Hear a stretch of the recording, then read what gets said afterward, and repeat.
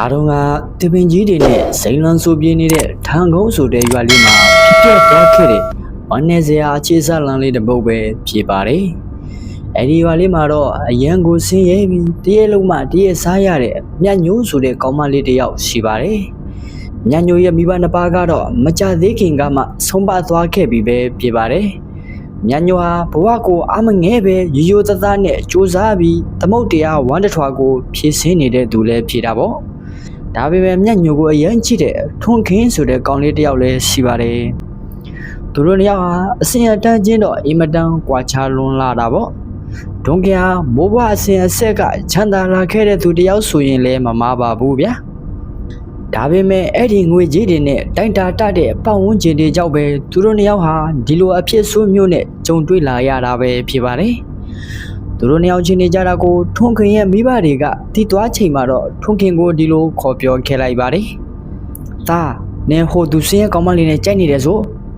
နင်ရဲ့အဆင့်တက်ကိုနင်မသိဘူးလား။နင်ကိုအမေတို့ကအများကြီးမျှော်မှန်းထားတာ။အမေကလည်းသူကသူစင်းရဲ့ဆိုပေမဲ့အင်မတန်ဖြူစင်တဲ့သူတစ်ယောက်ပါဗျ။နောက်ပြီးအချစ်ဆိုတာကသူ့ကိုချစ်ပါသူ့ကိုမချစ်နဲ့လို့ပြောလို့ရတာမှမဟုတ်ပဲဗျာ။သူချစ်ချင်တဲ့သူကိုချစ်မှာပေါ့ဗျာ။အေးနင်ကစကားနားမထောင်ရင်တော့နောက်မှငါအဆိုးမဆိုးနဲ့နော်ငါအကြောင်းနေသိတယ်ဟုတ်လားဒီလိုနဲ့ထွန်းခင်တို့သားမင်းနှစ်ယောက်ကအပြင်းအထန်စကားများခဲ့ကြပါတယ်ထွန်းခင်ဟာသူ့အမေရဲ့အကြောင်းကိုကောင်းကောင်းသိပြီးမရရအောင်ခွဲမှာပဲဆိုပြီးအမေဖြစ်သူဘာမှမလုပ်ရခင်မှာပဲမြတ်ညိုကိုခေါ်ပြေးသွားခဲ့လိုက်ပါတယ်သူတို့ဟာထန်းကုန်းရွာလေးနဲ့အတော်ဝေးတဲ့နေရာတစ်ခုစီကိုထွက်သွားခဲ့ကြတာပေါ့သူတို့ဟာတယောက်နဲ့တယောက်အင်မတန်ချစ်ကြတဲ့ဇုံနဲ့တွဲလဲဖြစ်ပါတယ်ဒီနေ့မှာတော့မြတ်ညိုကထွန်းခင်ကိုဒီလိုစကားဆိုခဲ့လိုက်ပါတယ်အကိုညီမနဲ့နေရတာပြင်မနေပြီလားညီမနဲ့နေလို့အကိုအခုလိုဘေပန်းနေလုံနေရတာကိုမြင်တော့ညီမတကယ်စိတ်မကောင်းဘူးသိလားမြတ်ညိုကမျက်နှာကလေးညှို့ငယ်စွာနဲ့ပြောနေခဲ့တာပေါ့မပြေပါဘူးကွာအကိုကကိုချစ်ရတဲ့သူနဲ့အတူတူနေရလို့ပြောတော့ပြောနေတာကွာ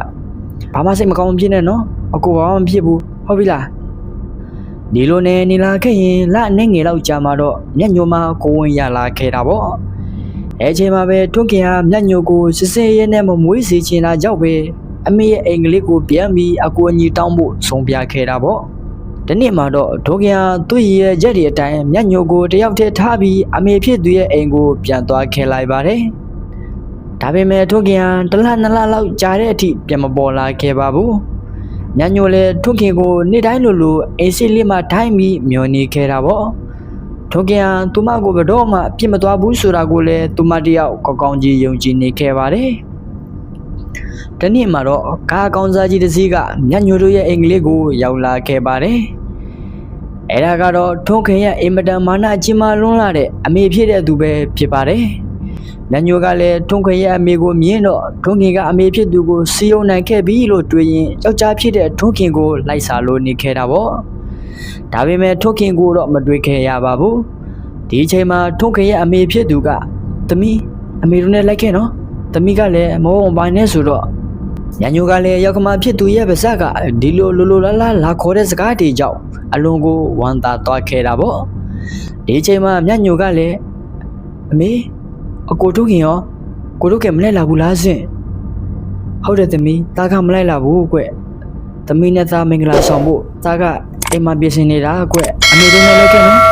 ညညိုကလည်းဒူးတုတ်ထိုင်ချလိုက်ပြီးအမေဖြစ်သူကိုလက်အုပ်ကလေးချီကရှစ်ခိုးခဲ့လိုက်ပါတယ်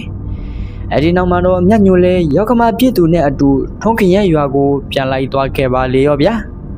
ဒီလိုနဲ့အင်ကိုရောက်လာတဲ့အခါမှာတော့ထွန်းခင်ရဲ့မိဘတွေကညညိုကိုဖြစ်ပျက်သမျှအရာကိုပြောပြခဲ့လိုက်တာပေါ့ထွန်းခင်ရဲ့အဖေဖြစ်သူကသမီးအဖေပြောမနော်စိတ်အေးထားနော်တကယ်တော့စားကတည်သွားခဲ့ပြီကွရှင်ကိုတို့ငင်တည်သွားခဲ့ပြီဟုတ်လားဖေအဖေရဲ့သမီးကိုစနေတာမဟုတ်လားဆင်အဖေတကယ်ပြောတာပါသမီးထွန်းခင်ကသမီးနဲ့မင်္ဂလာဆောင်ဖို့ပြန်လာပြောခဲ့တယ်လေသမီးအမေကသဘောမတူဘူးလို့ပြောလိုက်လို့သူ့ကိုယ်သူသတ်သေးသွားတာကွသမီးအမေလည်းအဲ့ဒီစိတ်ကြောက်ပဲအဲ့ရတဲ့ဘုံလဲသွားခဲ့တာအခုမှနေပြန်ကောင်းလာတာကွအဲ့ဒါကြောင့်ပဲသူ့ရဲ့မာနတွေကိုစော့ပြီးသမီးကိုသွားခေါ်လိုက်တာပဲကွထွန်းခင်ရဲ့အမေဖြစ်သူကလည်းဘာမှမပြောနိုင်ပဲမျက်ရည်တွေစီးကြကငိုလိုသာနေခဲ့ပါတယ်ညညိုကလည်းရင်ကွက်မတဖြစ်သွားခဲ့ရတာပေါ့ အဲ့ဒါကြောင့်ပဲသားရဲ့ဝိညာဉ်ကိုလွတ်မြောက်သွားအောင်လို့အဖေတို့ကဒီမင်္ဂလာဘွဲကိုဆင်လိုက်ရတာကွနောက်တနေ့ရောက်မှတော့မြတ်ညိုဟာတယောက်တည်းမင်္ဂလာဆောင်ခဲလိုက်ပါတယ်ဒီလိုနဲ့မင်္ဂလာဆောင်ပြီးလို့ညချင်းကိုရောက်လာတဲ့အခါမှာတော့မြတ်ညိုဟာအိမ်ပေါ်ထမှတယောက်တည်းငိုလို့နေခဲ့တာပေါ့သူရဲ့ဘွားဟာဘာအာကုသူတွေကြောင့်ဒီလိုအဖြစ်ဆိုးတင်နဲ့ရင်ဆိုင်နေရတာလဲဆိုတာကိုတွေ့နေမိခဲ့တာပေါ့ဒီချိန်မှာအဖေဖြစ်သူကရောက်လာပြီးသမီးစားလိုက်အောင်လေတရက်လုံးလည်းဘာမှမစားရသေးဘူးသမီးခံစားနေရတာကိုလည်းအဖေကိုချင်းစားပါတယ်ကွသမီးမစားချင်သေးဘူးအဖေဒီအဖြစ်အပျက်တွေကအိမ်မက်လားတကယ်လားဆိုတာကိုသမီးဝေခွဲမရဖြစ်နေတဲ့အဖေဒီလိုစကားကိုပြောရင်မြတ်ညိုဟာငိုလို့သာနေခဲ့ပါတယ်ဒီလိုနဲ့ရုတ်တရက်ဆိုသလိုရွာတဲ့ကခွေးတွေကလည်းဆွတ်ငင်ကိုဥလိုလာခဲ့ပါတယ်ဒီချိန်မှာပဲအမောင်တဲကနေသွေးစွန်းနေတဲ့လူတစ်ယောက်ကမြတ်ညိုတို့အိမ်ဘက်ကိုဆောက်လာခဲ့တာပေါ့အမောင်တဲမှာဆိုတော့ဘသူကမှတသက်ကွယ်မမြင်ရတာကြောင့်ဘသူလဲဆိုပြီးမြတ်ညိုတို့အားလုံးကလည်းစိုက်ကြည့်လို့နေခဲ့တာပေါ့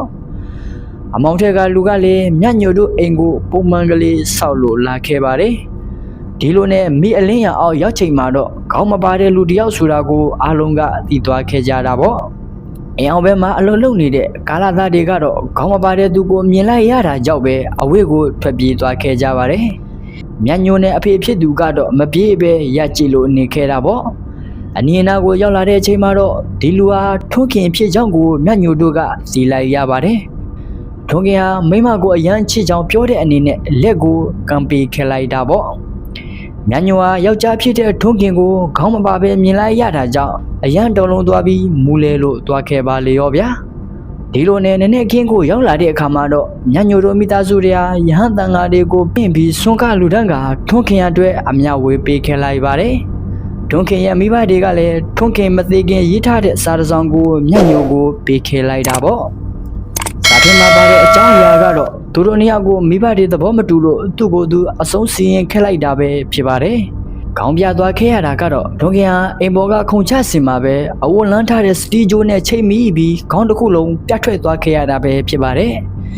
ဒီဇာလန်လေးကိုနားထောင်ပြီးကိုယ့်ရဲ့အတားစိတ်တစ်ခုထဲနဲ့သားသမီးကိုပဲဖြစ်စေအခြားသူကိုပဲဖြစ်စေမထိခိုက်ပါစေနဲ့ငွေဟာအရာတော်တော်များများကိုဖြည့်ဆင်းနိုင်ပေမဲ့ငွေနဲ့တော့အရာအလုံးကိုဝယ်ယူလို့မရနိုင်ပါဘူး